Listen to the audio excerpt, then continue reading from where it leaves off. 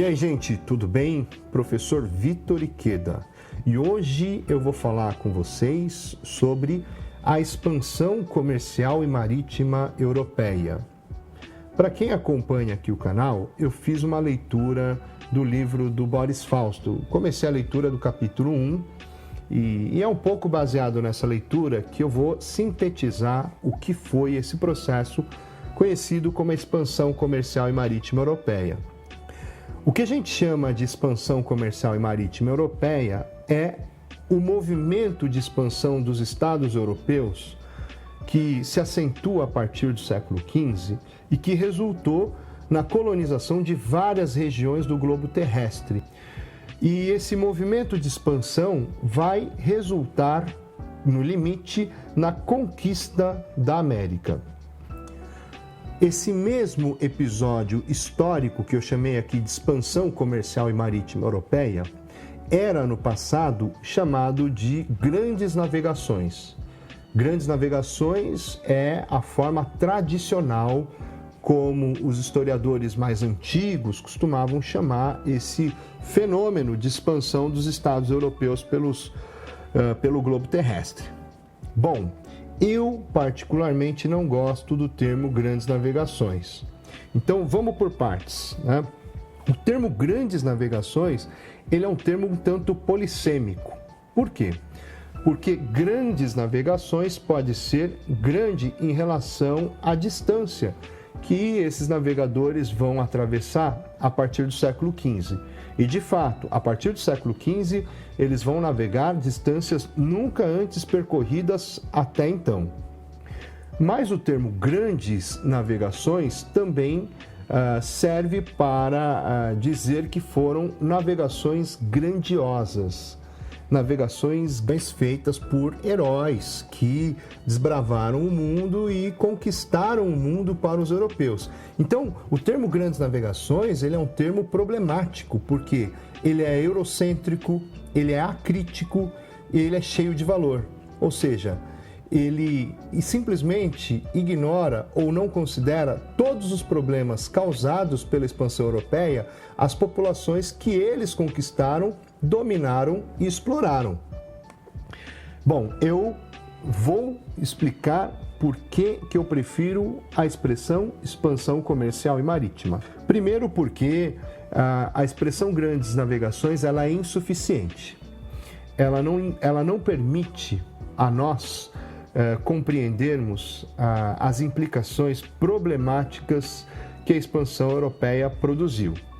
Então, só para dar um exemplo, quando se fala em grandes navegações, os narradores, digamos assim, desse tipo de perspectiva histórica, simplesmente ignoram, negligenciam o fato de que a expansão europeia produziu a escravidão, produziu a dizimação, a morte em larga escala das populações indígenas na América, e eu estou falando de números absurdos. A colonização europeia mata aproximadamente 90% da população nativa americana. Tá?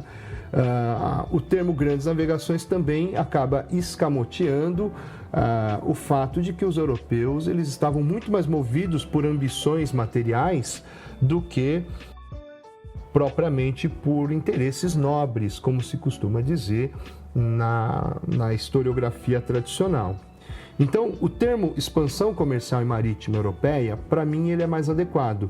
Por quê? Foi um movimento de expansão, quanto a isso não há dúvida, mas uma expansão que foi motivada principalmente por interesses comerciais. E, a partir dessas motivações comerciais, os europeus se lançam ao mar, então é uma expansão marítima, comercial e que vai resultar na conquista de inúmeras regiões ao longo da costa africana, enfim, até a região do Pacífico por parte dos europeus.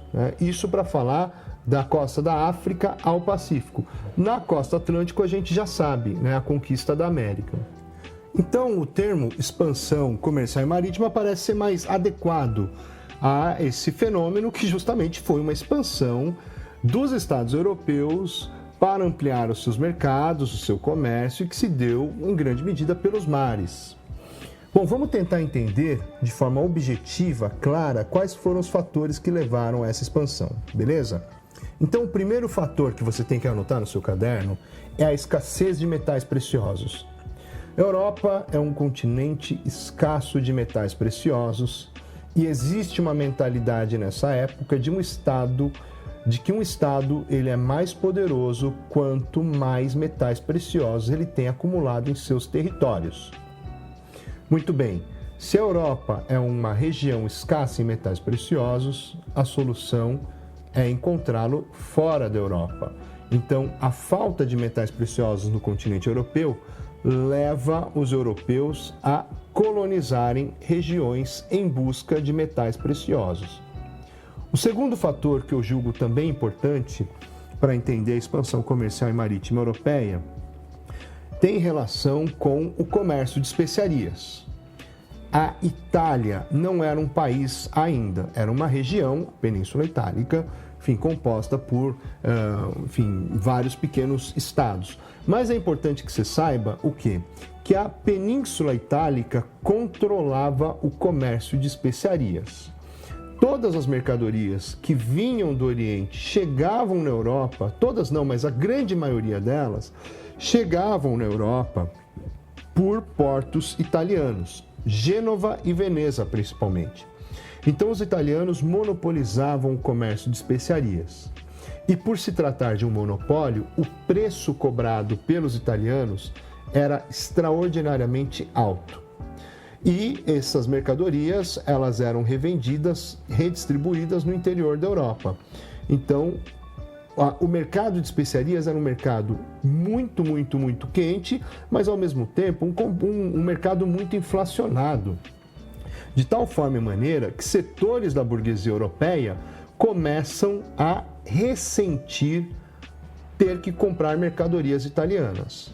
Então, a burguesia portuguesa, por exemplo, começa a não mais se satisfazer com o comércio estabelecido com os italianos e começam a cogitar a possibilidade de comprar aquelas mercadorias diretamente na fonte.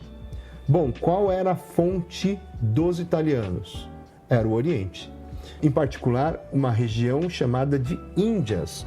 Então, portugueses, e não só portugueses, a gente pode colocar também aí espanhóis, enfim, eles vão começar a vislumbrar a possibilidade de encontrar uma nova rota para as Índias que não fosse propriamente a rota, acessada pelos italianos.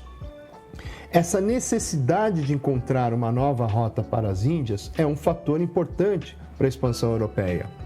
Por quê? Eu estou falando de uma situação econômica que obriga os europeus a buscarem pelos mares novas rotas marítimas para abastecer a sua atividade comercial. Dá para entender? Só que isso não seria possível se não fosse pelo progresso tecnológico. E aí nós entramos no terceiro fator para a expansão comercial e marítima: o progresso tecnológico. O progresso tecnológico é um desdobramento de séculos. Então a gente pode colocar aí que desde o Renascimento a gente tem uma mudança na mentalidade dos europeus que vão buscar se arriscar mais em experimentos científicos, em pesquisas científicas e vão ter um contato cada vez mais intenso com populações árabes. E os árabes, eles têm uma relação com a ciência mas muito profunda. Os árabes, eles têm não só uma relação com a ciência, mas uma questão de mercado com a ciência também, que é muito interessante para os europeus. Então, só para você ter uma ideia, a caravela, que é a embarcação da expansão comercial e marítima europeia, é um produto árabe, que os europeus adaptam para os seus interesses. Então, a caravela é um instrumento extraordinário de navegação. Por quê? Porque te permite navegar longas distâncias, inclusive contra o vento, apenas manejando as velas, o que é algo extraordinário para a época. Agora, além das caravelas, vamos lembrar que chegam aos europeus outros instrumentos, artefatos, como por exemplo o astrolábio, um instrumento que serve para a localização geográfica dos navegantes. Mas melhor do que o astrolábio, a gente tem a bússola, que te permite ter certeza, convicção, né, da localização geográfica para onde você está indo por meio da bússola, né? Então, quer dizer, mesmo em alto mar, com péssimas condições do tempo, enfim, com o céu todo nublado, um europeu consegue saber para onde que ele está indo com a bússola. Agora, além da bússola, a gente tem também um desenvolvimento muito acentuado das cartografias no século XV. Então, esse progresso tecnológico, ele acaba possibilitando a expansão comercial e marítima europeia e, por isso, ele é um fator importante, ele é um fator fundamental nesse contexto. O último fator é a propagação da fé, é o discurso religioso. Na verdade, assim, a Igreja Católica, ela percebe nesse movimento de expansão que é possível ampliar a sua zona de influência, a sua área de dominação política. E ela passa a apoiar a expansão comercial e marítima, incentivando esses agentes da expansão a propagarem a fé católica. Então, o discurso da propagação da fé e, consequentemente, da salvação, ele estará presente nesse movimento que é muito complexo, porque ele reúne interesses de diversos setores. Então, a igreja tem o interesse de expandir sua área de influência. O rei apoia, por exemplo, a expansão comercial e marítima europeia porque ele também entende que a expansão territorial pode lhe conferir mais poder, mais autoridade.